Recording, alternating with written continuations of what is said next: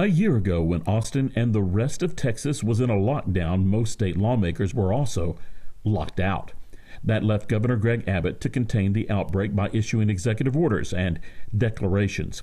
Now, with the lockdown lifted, lawmakers are addressing accusations that Abbott did too much. And there should never be one man that has the power to impose such life-altering suspension of laws and our rights ever again. Members of the Senate State Affairs Committee Wednesday took up legislation to limit what a governor can do during a crisis. But Senator Brian Birdwell made it clear what's drafted is not a personal critique. This legislation is a response to the shortcomings in our laws that this legislature passed and adopted as written and amended since 1975. And it is not related to the Governor Abbott's handling of the current pandemic.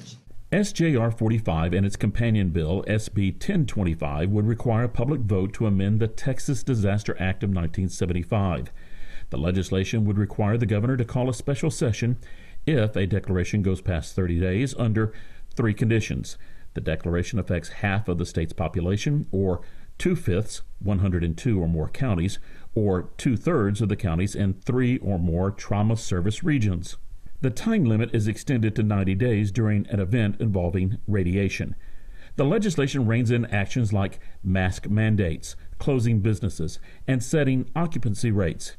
It would also redefine a crisis. Under this measure, disasters will be limited to acts of God or man-made catastrophes, be they malicious or negligent, unassociated with acts of violence or force. On the other hand, it designates emergency powers as the appropriate response to situations wherein citizen conduct has deteriorated, meaning protest, unrest, riot, or revolt. In a controversial move, Birdwell pulled protection for houses of worship because he said other bills will address it. But that prompted this exchange.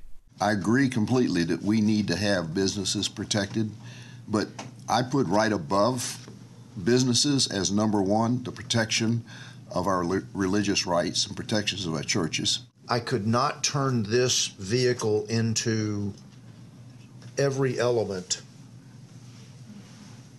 and thus overcomplicate the bill, potentially leading to its defeat. What upset people the most, if out of all of what was shut down, was when they shut our churches down and said we couldn't go to church. The committee moved the legislation to the full Senate for consideration.